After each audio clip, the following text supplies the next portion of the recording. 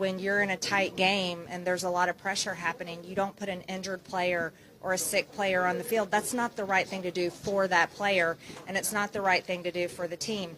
And Steve Scalise's district elected him, and if we elect a speaker, not his staff.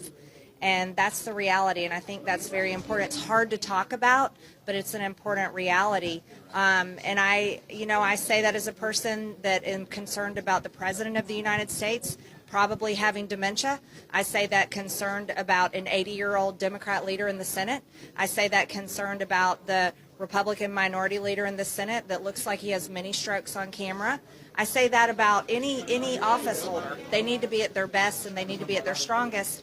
And I say that in the greatest respect for Steve Scalise. I want to see him beat cancer. The old ball coach, Marjorie Taylor Greene, continues to show how politics is treated like a football game.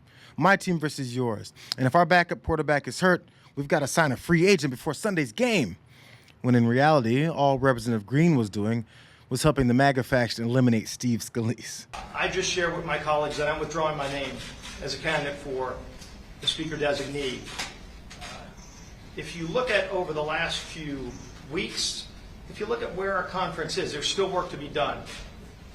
Our conference still has to come together and is not there. There are still some people that have their own agendas, and I was very clear. We have to have everybody put their agendas on the side and focus on what this country needs. After being nominated by a majority of Republicans, Scalise couldn't come up with enough Republican support behind the scenes to take it to a full vote.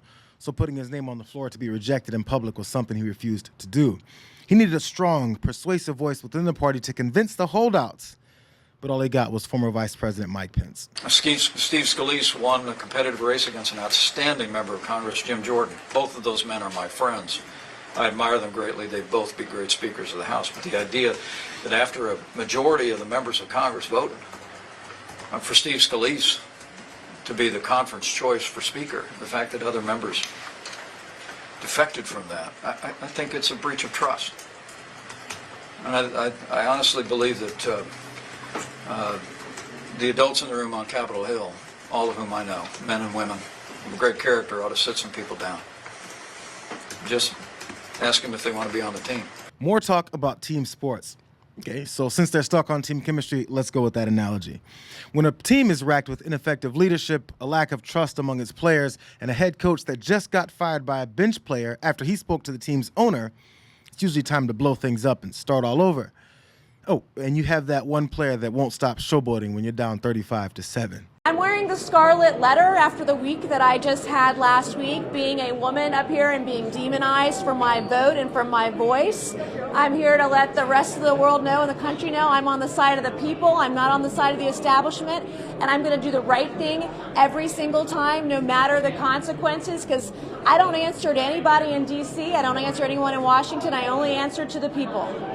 Thank you. Apparently, whatever happens to the team isn't her concern, because she's been talking to other members of the Gates 8, and she has an unproven veteran quarterback that's never completed a pass in his career, ready to take control of the team. Who are some of the other possible individuals who you think maybe could get to 217? Well, I think Jim Jordan is not out of the mix. I've talked to a lot of people who still support him. I've actually talked to Democrats who trust him at his word.